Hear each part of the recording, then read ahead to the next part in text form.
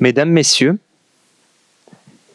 l'année dernière, je plaidais la musique, le rap pour être plus exact, malgré le fait que je n'en écoute point. Cette année, je plaide la poésie, moi qui l'admire, qui l'apprécie grandement, et pourtant, lorsque j'ai découvert ce sujet qui m'a été adressé par mail, n'est-ce pas Lucie ? Je vous avoue que j'ai eu la même remarque qu'un étudiant qui, se trouvant face à son partiel, voit que ce dernier traite de tout, sauf de ce qu'il a révisé. Le fameux moment d'hébétement, pendant 5 minutes, les yeux grands écarquillés, la bouche entr'ouverte, formant un O. Et puis, après avoir réfléchi un peu plus que les quelques secondes qui ont déjà été énoncées par Ludo, j'ai compris que ce sujet traitait de tant de choses que la limite que j'ai moi-même imposée en tant qu'organisateur de ce concours était là bien cruelle. Alors, je vais me plier à cet exercice et prendre, j'ose l'espérer, moins de 10 minutes de votre temps que je devine précieux. Jessica Simard. Prendre soin,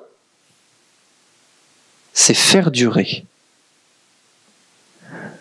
La formule est courte, la formule est belle, et elle est teintée d'une immense vérité quand on se penche dessus.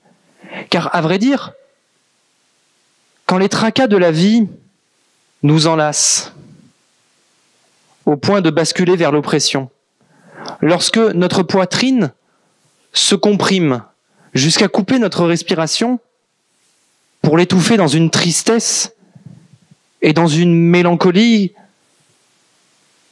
que naguère nous n'avions pas connue. Qui, dans cette salle, pourrait dire que il n'est pas bon d'avoir, pour se sortir de ce mauvais pas, un ami, un collègue, un proche, sa moitié. Qui n'accepterait pas d'avoir des mots réconfortants ?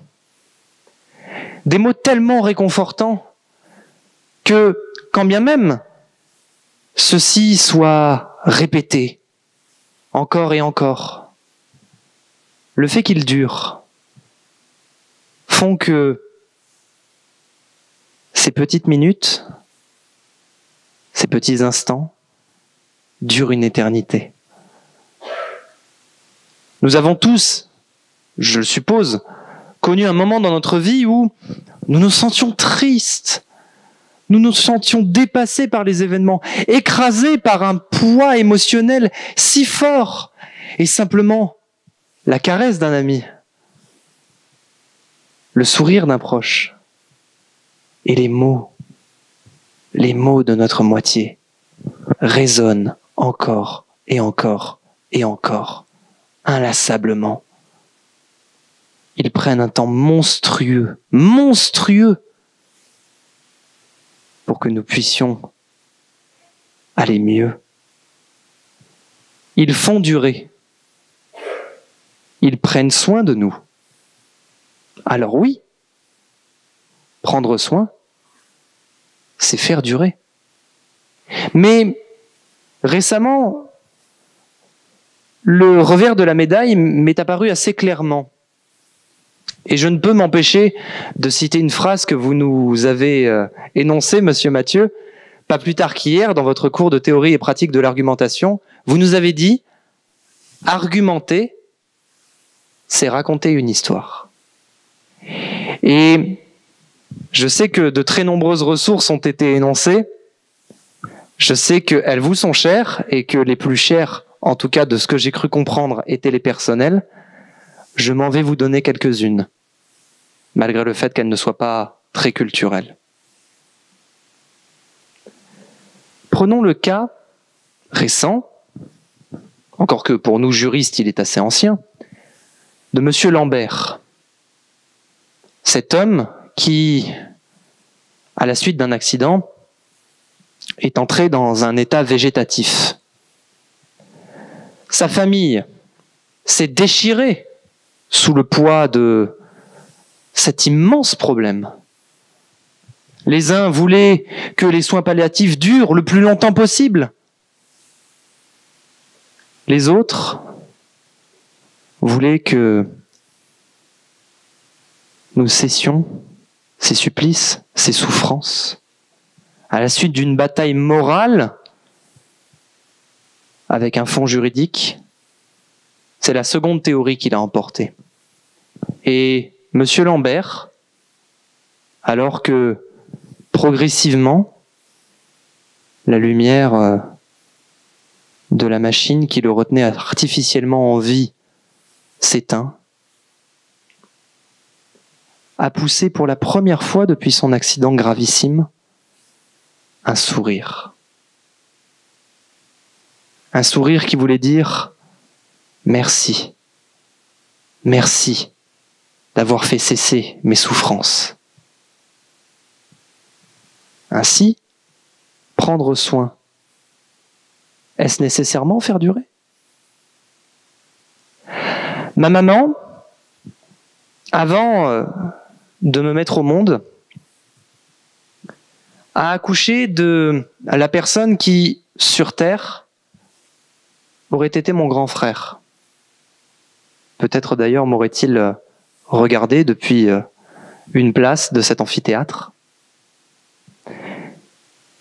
Mais je sais que de là où il est, il me regarde.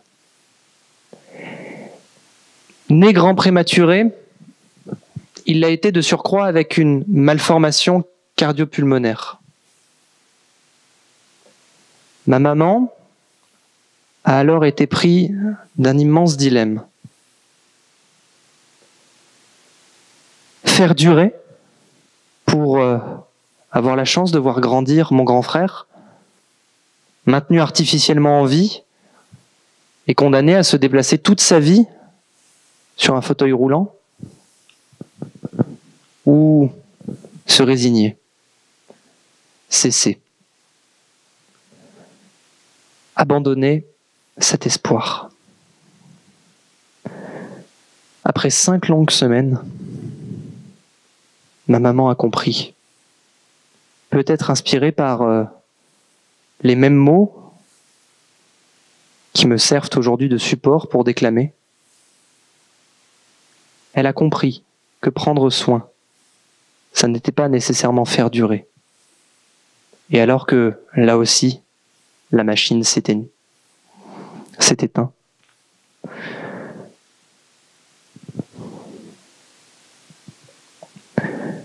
Mon grand frère a poussé un sourire qui voulait dire merci.